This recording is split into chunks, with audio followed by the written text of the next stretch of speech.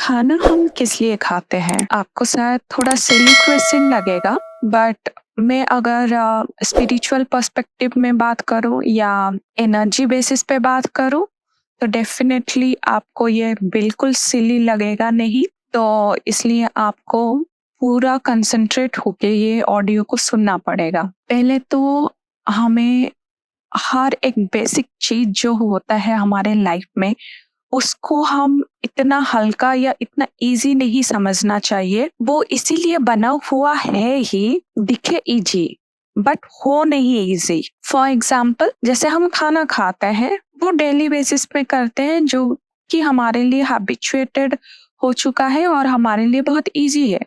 But वहीं पर अगर हम भूखे रहते हैं तो ये हमारे लिए ईज़ी नहीं होता है। ईज़ी टास्क होता है क्या? हमारे लिए टफ हो जाता है। क्यों टफ होता है? क्योंकि हम हैबिचुएटेड नहीं है, या हम ये भी बोल सकते हैं हमारे शरीर को एनर्जी चाहिए, इसलिए हमारे शरीर को चलाना है तो हमें खाना खाना है जो कि एनर्जी बेसिस पे है। बट क्या खाना ही एक ही एनर्जी सोर्स है जहाँ पर हम अपने बॉडी को दे सकते हैं? क्योंकि एनर्जी हमें पता है बहुत टाइप से एनर्जी होता है। हम तो एक ही सोर्स ऑफ एनर्जी ले रहे हैं, बट हम इनडायरेक्टली बहुत सारे एनर्जी सोर्स अब्सॉर्ब भी करते हैं। बट आज हम लोग एक्नॉलेज नहीं करते हैं या हम इतना गौर नहीं फरा देखते हैं, गौर नहीं करते हैं, तो इसी वजह से क्या होता है कि हमें लगता है बस खाना ही है हमारी बॉडी के लिए एनर्जी सोर्स।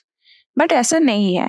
तो यहाँ पर मैं आज आपको बताने वाली हूँ कि हमारे अंदर का जो एनर्जी सोर्स कितना डिवीजन में है। जैसे एक तो पंच तत्व हो गया, जो हमें लगता है कि हमारा शरीर उसमें बना हुआ है, डेफिनेटली बना हुआ है, बट उस अगर नहीं रहेगा तो हमारा शरीर नहीं रहेगा, इतना सबको पता है। बट जो पंच तत्व बना हुआ है और जो पंच तत्व के सराउंडेड हम है, वो भी हमें एनर्जी प्रोवाइड करती है। फॉर एग्जाम्पल मैं लेती हूँ, जो मेरे प्रीवियस वीडियो में मैं ऑलरेडी बोल चुकी हूँ, वाटर हंगर करके एक हंगर होता है, जहाँ पर हमें थोड़ा थोड़ा भूख लगता है, भूख जैसा फील होता है। जब हम पानी पीते हैं तो हमारा क्या होता है, हमें प्यास लगता है, तो हमारे पेट हमको साइन देता है कि हमें पानी पीना चाहिए।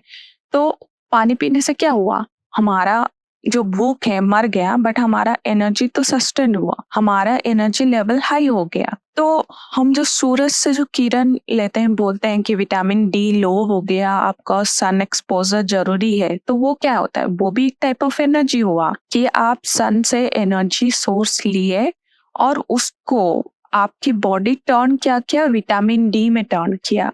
आज हमें पता है कि विटामिन डी हमें कहीं से भी नहीं मिलता। इवन आप नॉन वेजिटेरियन हो तो वहां पर भी जो एलिमेंट्स मिलता है वो आपकी बॉडी टर्न करती है, तब जाके बनता है विटामिन डी। विटामिन डी किसी भी सोर्स में डायरेक्ट में नहीं रहता है, बॉडी को उसके लिए मेहनत करना पड़ता है to turn into vitamin D. ठीक है, तो ऐसे ही आप मून का भी ले लो एग्जाम्पल, आप अगर फायर का एग्जाम्पल ले लो।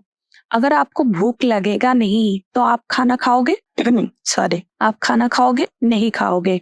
तो भूख कैसे लगता है, फायर एनर्जी आपका इंक्रीज हुआ भूख लगने के लिए, और आपका एनर्जी बॉटम टू टॉप तो हर मतलब आ जाता है बहुत easily, but top to bottom कैसे ऊपर जाता है, द एनर्जी फ्लो कैसे होता है, वाया एयर। तो आपका एनर्जी कैसे फ्लो हुआ, एयर के माध्यम से हुआ। तो ये 5 तत्व काम करते हैं, बट ये 5 तत्व जब काम करते हैं तो ये भी एक टाइप ऑफ एनर्जी फॉर्म में आता है, जहां पर इस एनर्जी के वजह से हमारा मतलब मैं ये बोल सकती हूँ, आपका खाना 50% काम करता है और 5 तत्व मिलके आपका 50 to 60% काम करता है एनर्जी सोर्स को चारों तरफ स्प्रेड करने में और आपके एक एक सेल तक पहुंचाने में। तो ये एक टाइप ऑफ एनर्जी सोर्स हो गया।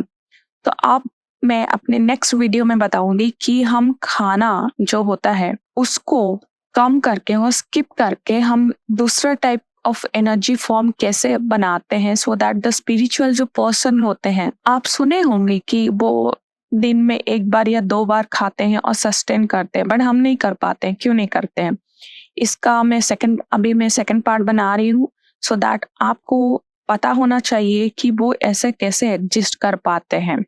या बस फल खाते हैं और बहुत मतलब ज़्यादा दिन सस्टेन करते हैं और ज़्यादा हेल्दी सस्टेन करते हैं, कैसे करते हैं?